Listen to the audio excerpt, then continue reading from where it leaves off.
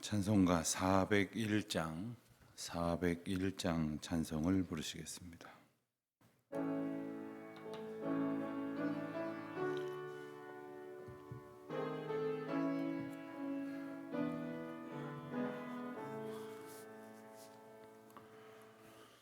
주의 곁에 있을 때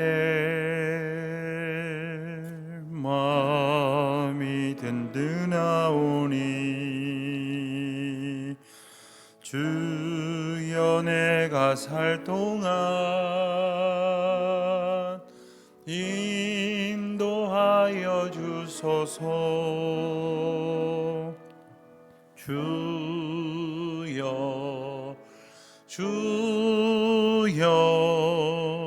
나를 인도하소서.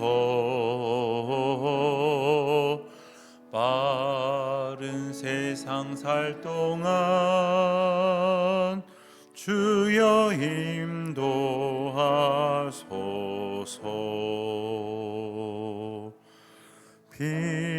피난처인 예수여, 세상 물결 험할 때 그 신은혜 베푸사 나를 숨겨주소서. 주여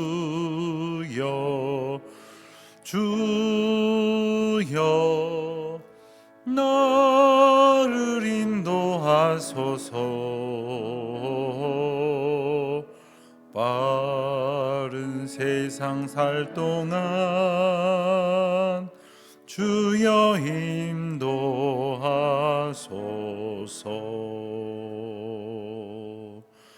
세상 풍파 지난 후 영화로운 나라와 눈물 없는 곳으로 들어가게 하소서. 주여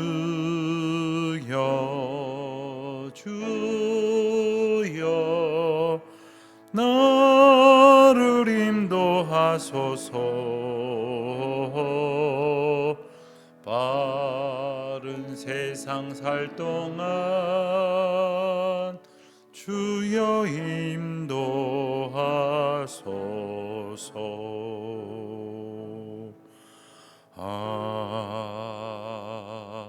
아멘.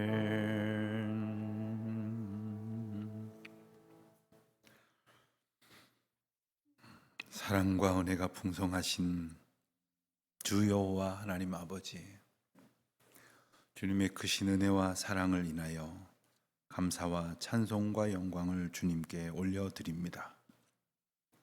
주께서 저희를 붙드시고 은혜 가운데에 지키시는 그 은총으로 오늘도 살게 하여 주시고 이 아침을 시작하게 하여 주시니 감사를 드립니다.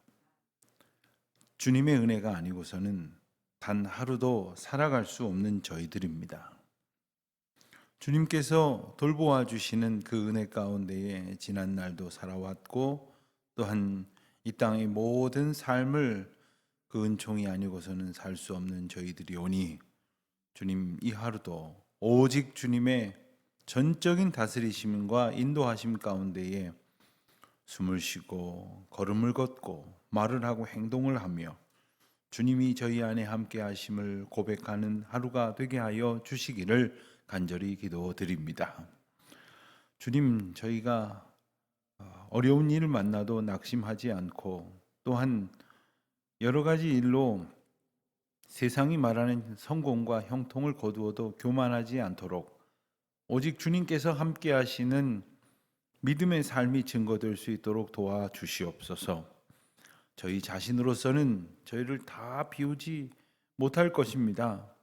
다 부인하지 못할 것입니다. 주님, 저희를 불쌍히 여겨 주시옵시고 주님께서 저희와 함께 하심으로 저희의 모든 삶을 주장하여 주시는 까닭에 주님께서 말씀하신 대로 자기를 부인하고 자기 십자가를 지고 주님을 기꺼이 따르는 주의 자녀들 되게 하여 주시기를 기도하옵나이다. 하나님, 이제 어느덧 추운 겨울도 조금씩 물러가는 듯한 느낌을 갖습니다. 아직 몇 번의 추위가 더 있겠습니다마는 세월은 어김없이 흐르고 시간은 어김없이 하나님의 은혜 가운데에 주님의 인도하심을 저희로 보게 하여 주십니다. 이렇게 시간이 흐르면 저희들이 해야 할 일을 마치고 또한 이 땅에서의 모든 사명을 다한 후에 하나님께서 주신 은혜의 날들을 또한 맞이하게 될 것입니다. 요단강을 건너고 또한 주님 나라에 이르는 그 은혜를 얻게 되어 육신의 옷을 벗게 될 것입니다. 하오나 하나님, 그것이 이 세상에서 말하는 절망과 끝이 아니라 오직 하나님의 인도하심 가운데에서 성도의 삶을 온전히 주장하여 주시는 주님의 은혜인 줄로 고백하오니 주님께서 우리의 남은 평생의 삶을 오직 주장하여 주시기를 간절히 기도드립니다. 역사의 주관자이신 하나님 아버지, 저희에게 믿음을 주셨사오니 이 믿음이 이 시대 가운데, 이 나라 이 민족 가운데, 민족과 열방 가운데 오늘도 주권적으로 선포될 수 있도록 은총을 베푸시옵소서. 도처에 전쟁의 소식이 있습니다마는 하나님의 다스리심 가운데에 그 모든 상황 속에서 하나님의 도우심과 평강을 얻을 수 있도록 인도하여 주시기를 기도드립니다. 우크라이나에 있는 많은 선교 동역자님들과 우리 교민들, 그리고 우리 사랑하는 유동원 집사님에게 은혜를 베푸시고, 특별히 우리 정부가 우리 교민들의 이제 철수를 이제 결정하였는데 안전하게 돌아올 수 있도록 지켜주시고, 또한 그 모든 상황 가운데에서 주님의 돌보심을 경험하게 하여 주시기를 간절히 기도드립니다. 하나님, 오늘도 거룩한 주일을 준비하는 예비일로서 저희들의 몸과 마음과 삶이 하나님 앞에 겸비하게 되는 시간이 되게 하여 주시옵소서. 하나님, 내일은 거룩한 주일입니다. 온 교우들이 성전에 함께 모여 예배할 수 있도록 복 주시고, 또한 저희들이 주님 앞에 함께 예배드리는 것이 하나 되는 시작이요 가장 큰 은혜의 극치임을 저희들이 맛보게 하여 주시옵소서. 오늘도 주의 말씀 의지합니다. 주께서 저희들에게 말씀하시는 그대로 마음에 새겨지고 삶이 확정되게 하여 주옵소서. 감사드리오며 예수님의 이름으로 기도하옵나이다. 아멘. 누가복음 12장 말씀을 보겠습니다. 누가복음 12장 1절로 12절까지의 말씀을 함께 보겠습니다. 누가복음 12장 1절로 12절까지 함께 봉독합니다. 그동안에 무리 수만 명이 모여 서로 밟힐 만큼 되었더니 예수께서 먼저 제자들에게 말씀하여 이르시되 바리새인들의 누룩 곧 외식을 주의하라. 감추인 것이 드러나지 않을 것이 없고 숨긴 것이 알려지지 않을 것이 없나니 이러므로 너희가 어두운 데서 말한 모든 것이 광명한 데서 들리고 너희가 골방에서 귀에 대고 말한 것이 지붕 위에서 전파되리라. 내가 내 친구 너희에게 말하노니 몸을 죽이고 그 후에는 능히 더 못하는 자들을 두려워하지 말라. 마땅히 두려워할 자를 내가 너희에게 보이리니 곧 죽인 후에 또한 지옥에 던져 넣는 권세 있는 그를 두려워하라. 내가 참으로 너희에게 이르노니 그를 두려워하라. 참새 5마리가 두 아사리온에 팔리는 것이 아니냐. 그러나 하나님 앞에는 그 하나도 잊어버리시는 바 되지 아니하는도다. 너희에게는 심지어 머리털까지도 다 세신 바 되었나니 두려워하지 말라. 너희는 많은 참새보다 더 귀하니라. 내가 또한 너희에게 말하노니 누구든지 사람 앞에서 나를 시인하면 인자도 하나님의 사자들 앞에서 그를 시인할 것이요 사람 앞에서 나를 부인하는 자는 하나님의 사자들 앞에서 부인을 당하리라. 누구든지 말로 인자를 거역하면 사하심을 얻으려니와 성령을 모독하는 자는 사하심을 받지 못하리라. 사람이 너희를 회당이나 위정자나 권세 있는 자 앞에 끌고 가거든 어떻게 무엇으로 대답하며 무엇으로 말할까 염려하지 말라. 마땅히 할 말을 성령이 곧 그때에 너희에게 가르치시리라 하시니라. 아멘. 예수님께서는 이제 계속해서 예루살렘을 향해 가시는 그 여정 가운데에 제자들과 많은 사람들에게 여러 가지 중요한 교훈의 말씀을 주십니다. 오늘 말씀은 특별히 이 바리새인의 누룩을 주의하라 하는 아주 간단한 비유의 말씀으로부터 시작이 됩니다. 이 누룩은 우리가 잘 아는 대로 이제 음식 빵이나 떡을 만드는데 넣는 그 이스트입니다. 그러니까 발효가 되면 이제 크게 부풀어 오르게 만드는 것이죠. 그런데 여기서는 그 먹는 그 식재료 가운데 하나로서 표현이 된 것이 아니라 그 성질이 비유되고 있는 것입니다. 그러니까 이 아주 작은 보이지도 않을 만큼 작은 것인데 그것이 들어감으로 형질을 바꾸게 하는 아주 크게 변화시킬 뿐만 아니라 작았던 것을 아주 부풀어 오르게 만드는 그러한 특성, 그러니까 달라지는 것 그리고 다른 것. 그래서 이 뜻을 보면 가장하다 혹은 연기하다 혹은 흉내내다 이런 뜻을 담고 있는 어원을 가지고 있습니다. 그런데 이 누룩이라고 하는 것은 바로 곧 외식이다, 이렇게 또한 바로 이것을 설명을 해 주십니다. 그러니까 바리새인의 누룩은 바리새인의 외식을 말하는 것이고, 바리새인의 외식은 그 누룩과도 같아서 보이는 것과는 전혀 다른, 그러한 앞뒤가 다르고 겉과 속이 다른 그들의 모습과 행동을 일컫는 말씀입니다. 마가복음 8장에서도 이와 같은 표현이 한 번 더 기록이 되어 있는데, 그 마가복음 8장의 본문에서는 바리새인들의 누룩과 헤롯의 누룩을 주의하라 이런 말씀이 있습니다만은, 누가복음에서는 바리새인의 누룩을 주의하라 하는 표현만 기록되어져 있습니다. 이 바리새인들의 외식, 그 외식하는 것들은 결국에는 다 드러난다 하는 말씀을 2절에서 하십니다. 우리가 그 외식하는 자들의 외식하는 모습을 보면서 그것이 외식인지 깨닫지 못할 때가 있습니다. 그래서 속을 때도 있고, 심지어는 그것으로 인하여 큰 사기를 당하듯이 피해를 보게 될 때도 있습니다. 그런데 오늘 본문에서 바리새인들의 외식이라고 하는 것은 겉과 속이 다른 진짜인 채 하는 그러한 가짜의 모습을 보면서 진짜와 가짜를 분별하지 못하고 있는 우매한 군중들을 향해서 주시는 말씀이요, 또한 그와 같은 모습이 다름없이 드러나고 있는 제자들을 염려하시는 말씀이기도 합니다. 그 누룩이, 즉 그 위선이, 외식이 다 드러날 것이라 하는 말씀을 2절에서는 이렇게 보여주십니다. 감추인 것이 드러나지 않을 것이 없고 숨긴 것이 알려지지 않을 것이 없다, 이렇게 말씀을 하십니다. 그리고 또 더 재미난 표현을 말씀하시기를, 어두운 데서 말하는 것이 광명한 데서 들리는 것과 같고 골방에서 귀에 대고 귓속말 하듯이 한 말들이 지붕 위에서 전파되리라, 이렇게 말씀하십니다. 이 세상에 보면 어느 정도의 시간이 지난 후에, 어떤 때는 꽤 많은 시간이 지난 후에 정말 다 감추어질 것 같았던 일들이 세상에 다 드러나는 경우들이 있습니다. 그로 인하여 큰 낭패를 겪는 그러한 위정자들이나 또는 사회적인 여러 그 지도층 인사들의 몰락도 우리가 심심치 않게 듣습니다. 그때는 그랬겠죠. 아무도 모를 것이다, 우리끼리 하는 이야기인데 하면서 온갖 나쁜 일들을 획책하다가, 그러면서도 사람들 앞에는 선한 이들인 양, 옳은 이들인 양, 좋은 이들인 양, 그렇게 그들을 스스로 감추는 그런 외식, 위선의 모습을 보였던 것이지요. 하나님의 주권 가운데에서는 모든 것이 다 드러난다는 겁니다.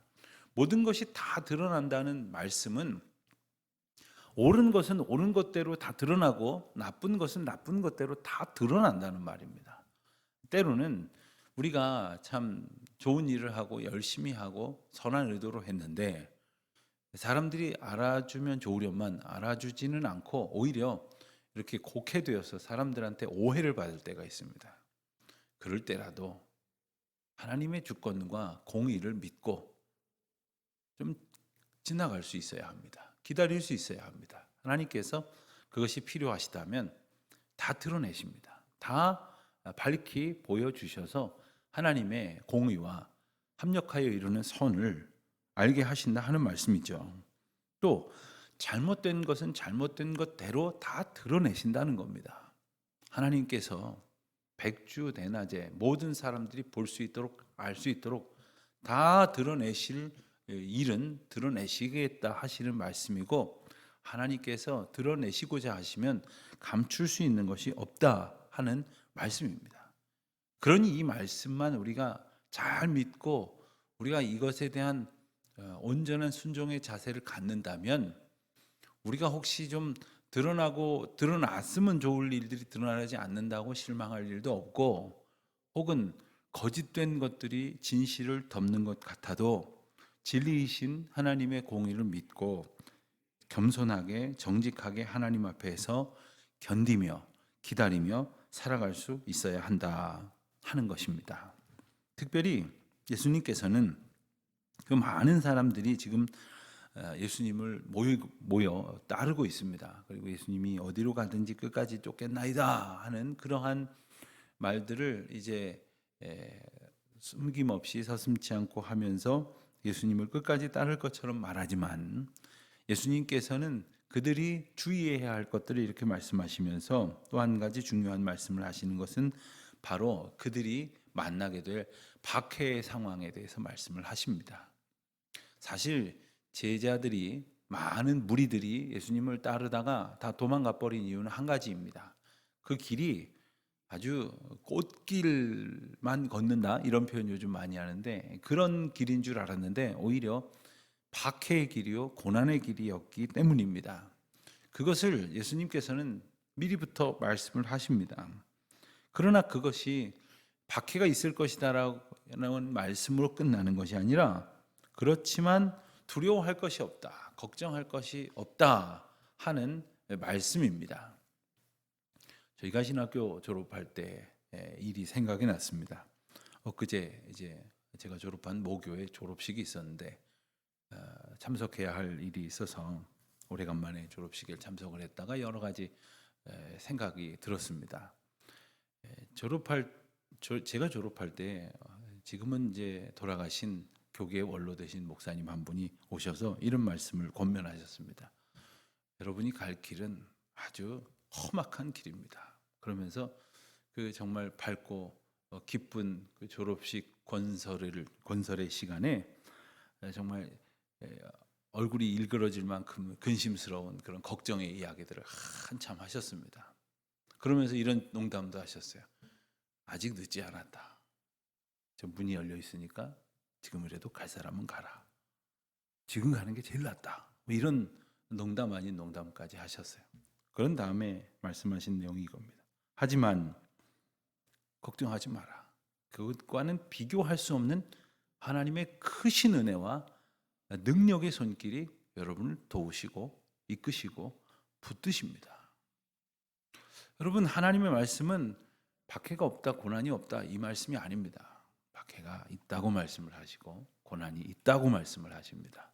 그러나 그것이 조금도 두려워할 것이 아닌 하나님의 영적 원리에 대해서 일깨워 주십니다. 4절에 보니까 몸을 죽이고 그 후에는 능히 더 못하는 자들을 두려워하지 말라. 사실 우리를 괴롭게 하고 우리를 힘들게 하는 그 극한은 뭡니까? 나 저 사람 때문에 죽을 것 같아요. 나 이 일 때문에 정말 죽게 되어서 라고 그렇게 고통하고 있지만, 죽으면 끝인데 뭐가 더 걱정이겠느냐 하는 생각을 한다면 정말 아무것도 아닙니다. 죽기밖에 더 하겠어? 이런 말을 하기도 합니다. 그거 두려워할 것이 하나도 아니라는 거예요. 그러면 정말 두려워할 자는 누구인가? 정말 의지할 자는 누구인가? 마땅히 모든 만물과 모든 주권적 영역의 온전한 심판자이시며 온전한 그 주권을 가지고 계신 분은 우리 주 하나님이시라고 하는 사실, 그리고 그 하나님의 다스리심 가운데에 우리가 있다는 사실, 이것을 기억하라 하는 것이죠. 제자들과 예수님을 믿고 따르는 그 모든 사람들이 받는 그 고난의 길. 도망가 버리면 받지 않겠지만 예수님을 따르려고 하다 보면 받게 되어지는 고난의 길이 있습니다. 예수님께서 가신 그 길을 걷다 보면 어려움을 겪게 되는 일들이 있습니다. 그러나 그 모든 상황 가운데에서 참으로 두려워할 자들을 두려워하고, 그리고 두려워하지 않아도 될 것을 두려워하지 않을 수 있는 은혜를 얻게 하시는 것입니다. 우리가 두려워하는 것은 무엇입니까? 사실 힘든 상황을 두려워합니다. 박해와 고난과 역경이 있을 것을 말씀하시는 것은 그것이 단지 힘든 일일 뿐만 아니라 두렵게 느껴질 수 있는 일이기 때문입니다. 그게 왜 두렵습니까? 힘들고 어렵지만 그게 왜 두렵냐 하면 이대로 끝날 것인가 하는 그런 근심과 불안 때문이 아닙니까? 혹시 나는 이 고통 가운데로 버려진 존재가 아닌가 하는 생각 때문이 아닙니까? 마치 하나님이 더 이상 돌보시지 않고 하나님이 지키시지 않는 자가 된 것은 아닌가 하는 생각 때문 아닙니까? 힘들고 어려워도 주님께서 우리에게 계속해서 말씀하시기를 괜찮다, 아무것도 아니다, 내가 너와 함께 하기 때문에 내가 너를 지켜주고 있지 않느냐, 걱정하지 마라. 여러분, 그 번지 점프라는 거 이렇게 가끔 텔레비전에서 보실 것입니다. 높은 곳에서 수십 미터 되는 높이에서 몸을 던지고 그걸 짜릿하다고 해야 될지, 그런 것은 뭐 돈 주고도 안 한다, 돈 받고도 나는 안 한다, 뭐 그런 분도 계시지만 그걸 좋아해서 즐기는 많은 이들이 또 있습니다. 그런데 몸을 던지지만 내 몸이 묶여져 있거든요. 내 몸이 묶여져 있는 데다가 이렇게 던져진 내가 충격을 받지 않도록 탄성이 있는 그러한 고무줄 같은 걸로 나를 적당한 그 높이에서 이렇게 지켜줄 수 있도록 나를 묶어주고 있다는 말입니다. 그러니 기꺼이 또 몸을 던지는 거예요. 그냥 그 줄이 없으면 죽는 거죠. 잠깐 즐기려다가 정말 끝을 보는 일이 되겠죠. 그러나 나의 몸을 묶어서 지켜주시는 하나님이 계시듯이 우리 모든 삶 가운데서 우리가 비록 경각에 달려있는 그런 위험 가운데에 놓일 때가 있습니다만은 우리 주님께서 우리를 언제나 지키시고 계시니 이 사실을 믿는 가운데에 우리가 겪게 될 모든 박해와 고난을 이길 수 있게 된다 하는 그런 교훈의 말씀을 주십니다. 그러면서 아주 재미난 표현으로 하나님께서 우리를 지키시고 돌보시는 구체적인 말씀을 하십니다. 6절에 보면 참새 5마리가 두 아사리온에 팔리는 것이 아니냐 이렇게 말씀하세요. 참새 5마리의 그 값어치가 두 아사리온이랍니다. 근데 아사리온이라는 말은 여러분들 거기 혹시 큐티책 가지고 오셨으면 거기도 설명이 되어 있는데 한 데나리온의 16분의 1 정도에 해당된다 이렇게 말합니다. 한 데나리온의 16분의 1. 그러니까 한 사람의 노동자 하루 그냥 날품을 파는 사람들이 받을 수 있는 그 임금을 한 10만 원 정도라고 한다면 16분의 1이니까 한 6천 원 정도 되는 돈입니다. 6천 원. 6천 원 되는데 5마리가 두 아사리온에 팔리니까 한 마리면 그저 한 1, 2천 원밖에 안 한다는 거죠. 그런데 이 참새가 이스라엘 백성들한테 있어서는 때때로 아주 요긴한 그 먹을거리, 간식이 되기도 하고 또한 끼니가 가난한 사람들에게는 끼니가 되기도 하는 그런 음식이기도 하고 그렇게 팔리는 식재료이기도 했답니다. 1, 2천 원밖에 안 되는 것임에도 불구하고 하나님께서 그렇게 아끼시지 않느냐 하는 표현이 또한 마태복음 6장에도 나오지 않습니까?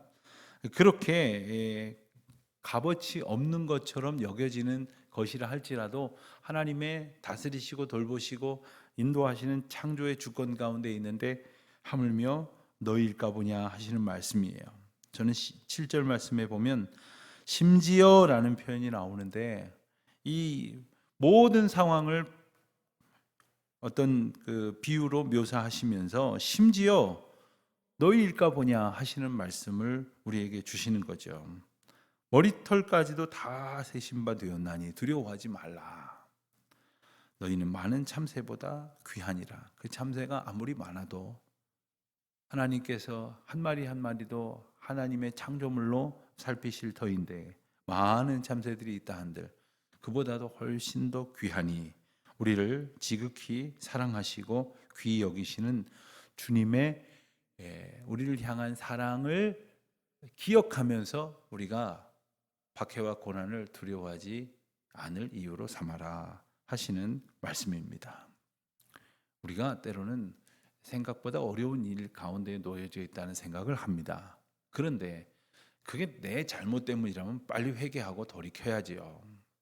그러나 내가 내 잘못으로 그 어려운 일을 겪고 있으면 고스란히 내가 책임을 져야 하지만 하나님께서 하나님이 이끄시는 대로 하나님의 인도하심을 따라서 걷다가 어려운 일을 만나면 그거 다 하나님 책임 아닙니까? 그러니까 하나님이 돌보시는 거 아닙니까? 걱정할 것이 하나도 없는 거잖아요. 주님이 이끄시는 길 가운데에 아프게 되면 하나님이 고쳐주실 거지요. 주님이 이끄시는 가운데에 우리가 슬픈 일을 당하면 하나님이 위로해 주시겠죠. 그 모든 것을 다 하나님이 책임져 주시겠다고 끊임없이 말씀하시는데 우리는 그 온전한 믿음을 가지고 기뻐하며 살아가고 있는가 하는 거죠.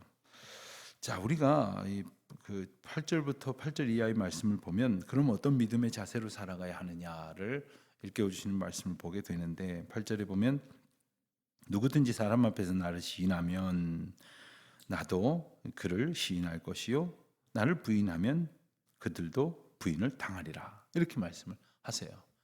그리고 10절에서 보면 누구든지 말로 인자를 거역하며 사하심을 받으려니와 성령을 모독하는 자는 사하심을 받지 못하리라.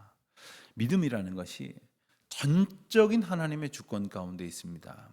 그러나 믿음을 얻은 자들이 해야 할 일이 바로 여기에 분명히 나타나고 있습니다. 이것만큼은 잊어버려서는 안 됩니다. 첫 번째, 주님을 시인하는 것입니다. 주님을 시인하는 것은 주님이 나의 인도자요 주님이 나의 주권자심을 시인하는 거예요. 자, 그것이 얼마나 중요하냐면 그렇다면 지금 내가 잘된 것도 주님의 인도하심 덕분이라고 감사하고 찬송할 수 있게 되는 은혜의 고백이 되고 혹 지금 내가 어려운 일을 겪어도 걱정할 것이 없으니 평안을 누리게 될 이유도 바로 여기에 있는 겁니다. 그러나 우리가 주님을 시인하지 않는 경우가 있습니다. 주님을 시인하지 않는 이유는 바로 주님의 자리에 자기를 넣어두었기 때문입니다. 자기 덕에 잘 됐고 자기 능력으로 잘 됐고 그리고 자기가 잘나서 잘 됐다 이렇게 생각을 하는 거예요. 그래서 안 되면 남 탓하고 심지어 하나님 탓을 하면서도 잘 되면 다 제 잘나서 그랬다고 하는 거 아닙니까? 성령을 모독하는 죄는 사하심을 받지 못한다 하는 말씀도 같은 맥락입니다. 하나님이 내 안에 성령으로 오셔서 내 안에서 나의 삶 가운데에서 역사하시는데 그것을 내가 인정하지 않는 거예요. 방해하는 겁니다. 회방하는 겁니다. 하나님은 전능하신 하나님이시기 때문에 못하실 일이 없으시지만 자신의 속사람 안에 임하셔서 역사하시는 성령의 역사를 부인하거나 거부하거나 회방하는 자가 있다면 그 가운데서 하나님이 역사하시지 않으십니다. 하나님의 놀라운 역사는 그 믿음을 얻은 자의 믿음의 고백과 함께 드러나는 것이기 때문입니다. 성령의 역사를 거스리고 회방하는 자, 성령의 인도하심과 다스리심을 거부하는 자, 인정하지 않는 자, 결코 사함을 받을 수 없는 자라는 말씀이죠. 11절에 보면 사람이 박해 가운데 어떤 일을 만나든지 누구 앞에 끌려가서 고난을 당하든지 염려하지 말라. 12절 보면 마땅히 할 말을 성령이 너희에게 가르치시리라 이렇게 말씀을 하세요. 누구 앞에 끌려가서 어려움과 역경을 당할지라도 하나님께서 우리의 말을 우리의 입에 하나님께서 하게 하시는 말씀을 넣어주신다는 거예요. 그러니 걱정하지 말라는 거예요. 너무나도 이 오늘 말씀의 극명한 예증이 바로 사도행전 6장과 7장에 나오는 스데반의 사건을 통해서 보게 되지 않습니까? 스데반은 돌 맞아 죽었어요. 그냥 좀 억울한 일 당한 게 아니라 주의 일을 감당하다가 돌 맞아 죽었단 말이에요. 그런데 6장 10절 말씀을 보면 이렇게 기록되어져 있습니다. 스데반이 지혜와 성령으로 말함을 그들이 능히 당하지 못하였다. 많은 사람들이 소리를 질러가면서 스데반을 이렇게 겁박하고 있는 그때에 스데반이 담담하게 성령께서 하게 하시는 말씀 그대로 증거하게 되었다 하는 거예요. 그리고는 7장 한 장에 통째로 나오는 사도행전 7장에 나오는 명설교를 선포하지 않습니까?